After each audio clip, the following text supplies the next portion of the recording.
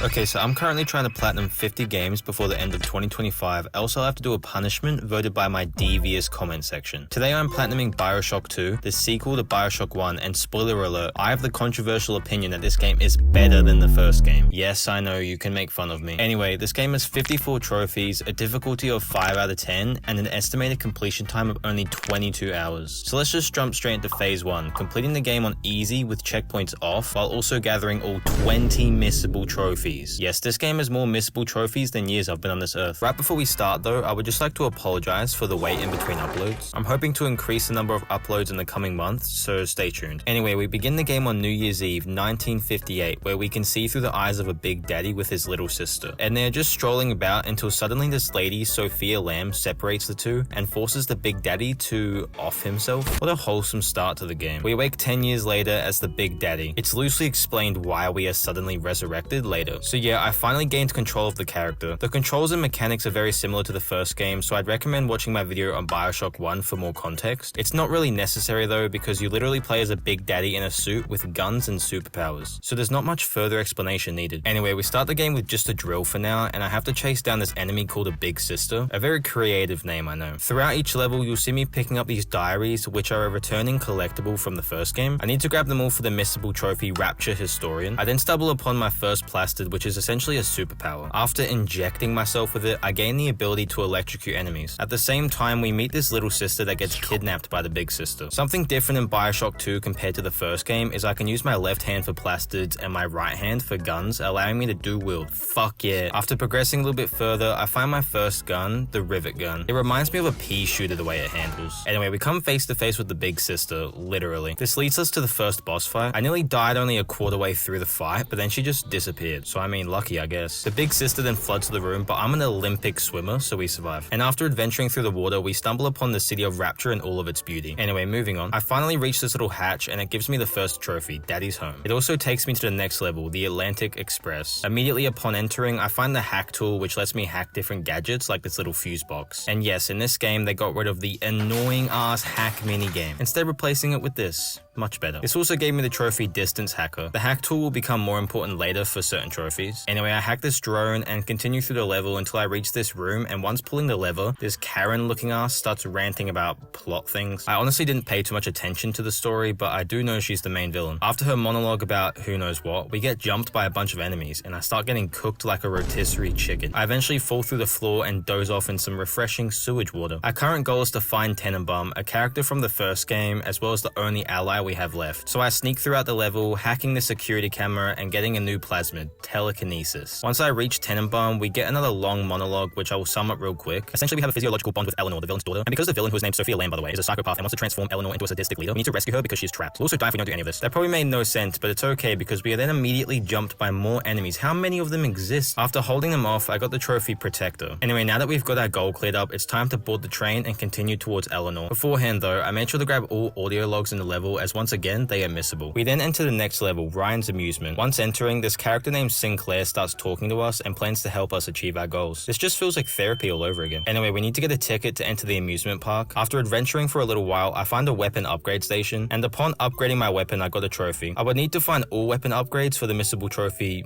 all weapon upgrades. Immediately after obtaining that trophy, I found the ticket. So I made my way towards the park, fighting off enemies and also finding my first tonic, which are essentially just passive upgrades for our big daddy. I then encountered my first big daddy and little sister. Like the first game, I would need to kill all big daddies and choose whether to save or harvest them. Both options reward you with this premium currency called Adam. Something different about this game, however, is I would have to first adopt all little sisters, which adopting the first one grants this trophy. And then you would need to complete these objectives called gathers. Essentially, the little sister will gather up Adam for a minute or so, and I need to defend her. I will then get the option to either save or harvest. However, I chose to save them so I could obtain the trophy Savior, which is for sparing every little sister as well as other side bosses. Anyway, while doing the gathers, I got another missable trophy for throwing a golf stick at this guy's head. I have no idea why this is a trophy, but anyway, I kept adventuring through the park and completed my last gather. I chose to get the trophy Master Protector in this room for not taking any damage through the entire gather. I did this by placing heaps of traps and then hiding in this little corner. It took a couple of tries, but I eventually got the trophy. I also gained 2 other trophies throughout this entire event. One for killing 30 enemies with traps, and 1 for hacking 1 of each machine. Anyway, after adventuring further through the park, I dropped off my little sister and saved her, which gave me my first chunk of Adam. I then had to buy the incinerate plasmid so that I could get the train unstuck. Oh yeah, I forgot to mention this, but a massive iceberg blocked us from continuing to find Eleanor. That's why we just went on a massive side quest of park hopping and sister saving. Anyway, before hopping on the train, I killed my first big sister and I got the trophy Unbreakable for not dying during the fight. And I also got another trophy just for beating the level. But then I finally flipped the train switch and went to the next level, Pauper's Drop. In this level, our goal is to track down one of Lamb's accomplices to learn more about the story, I don't know. Upon walking my first steps in this level, I came across a peaceful little cult, so therefore I decided to spare them. I continued through the level, adopting and saving a little sister along the way until I eventually came across the research camera. Yes, this weird device is back from the first game. Essentially, you need to take a photo of every enemy in the game, including gadgets and little sisters, and doing so increases your research for that enemy. So for the missable trophy Research Master, I would need to max out research for all enemies in the game. Gaining research also does give you some unique rewards like different tonics and upgrades, so I guess it's helpful. But just like the audio logs, I would be doing this in the background the entire game. Anyway, for researching my first enemy, I got the trophy First Research, and then I also got a couple more trophies. I got the trophy Granddaddy for killing my third Big Daddy in a row without dying. I then also got a trophy for fully upgrading one of my weapons. Anyway, after all those shenanigans, I found another plasmid and then made my way to the hotel to confront this accomplice. After walking down this creepy ass horror movie looking corridor and then just a lot more walking around, I finally found Grace, one of the accomplices. There is then another monologue that we'll just skip because it's not too important to our main objective. And after the cutscene, we grabbed this key that we needed for some reason. And you also have the choice to kill Grace here, but I needed to spare her for that missable trophy Savior, so I just gave her a death stare instead. Also, after confronting her, I got another trophy. Before boarding the train, I got a couple more trophies. One was for maxing out a research track, and I got the trophy Look at You Hacker for killing 50 enemies with a hacked gadget. I also quickly saved another little sister. Then finally, I boarded the train and went to the next level, Siren Alley. While riding the train, we get a bomb. This then floods the entire area, and that's bad because we are trying to get to Dionysus Park to continue our journey of saving Eleanor. So I wander through the water because remember, I am an Olympic swimmer, until we reach Siren Alley. Upon entering, this is what I witnessed.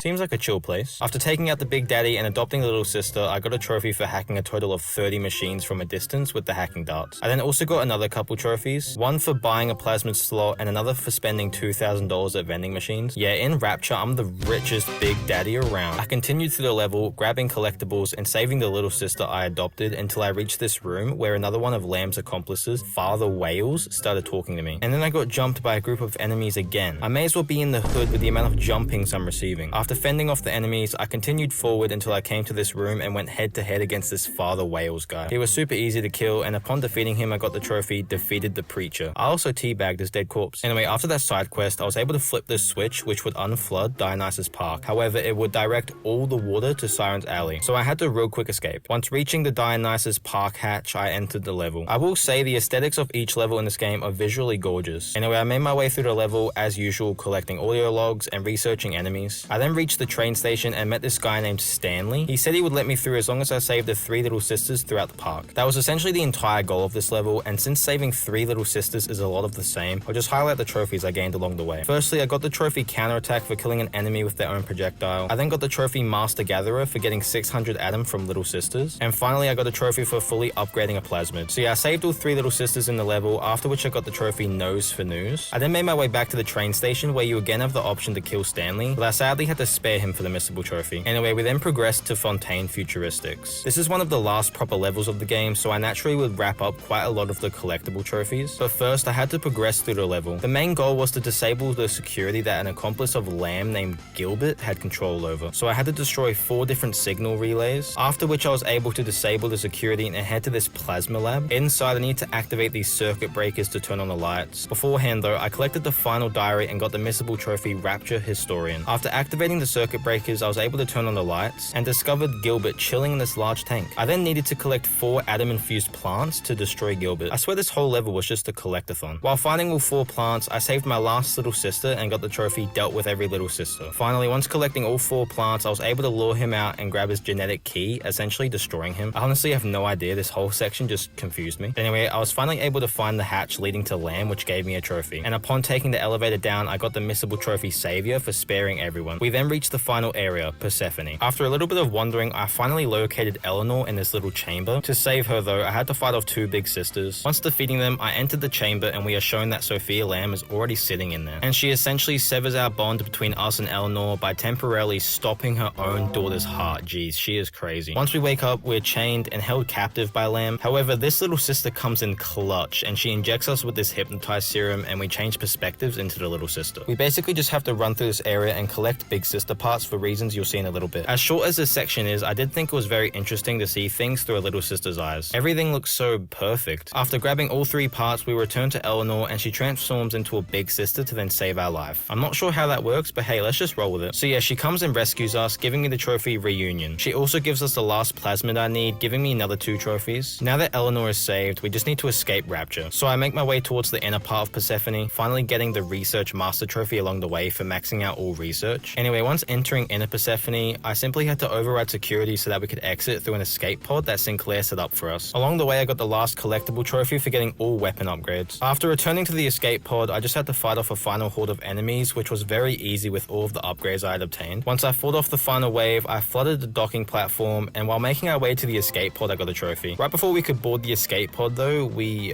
blow up. We then float to the surface, and there are actually 2 different endings. Because we saved each little sister, Eleanor decided to save her mother. We succumb to our wounds, and Eleanor absorbs our personality and memories, and leaves Rapture with all the little sisters to live a better life. And yeah, roll credits. Once I reached the surface, I got 2 trophies. One for completing the game with no checkpoints on, and one for escaping Rapture. Anyway, we're not done just yet because it's on to stage 2, the final stage, which is to play the game on hard and get the last trophy against all odds as well as the platinum. So I started up a new game and began to fully speedrun the entire game. I don't feel like it's necessary to point anything out from this playthrough because I simply just went as fast as possible. I did however get the bad ending where Eleanor lets her mother drown and she like becomes Batman, I guess, I don't know. But anyway, once reaching the surface, I got the Against All Odds trophy as well as the platinum. Overall, I wasn't too big on the story. It definitely wasn't as good as the first game. However, I much preferred the gameplay in Bioshock 2, which is what I usually focus on with games, mainly because I have a little pea brain. Anyway, I'm going to give this game a solid 8 out of 10. Thank you for watching and comment any games you'd like to see me platinum next. Goodbye.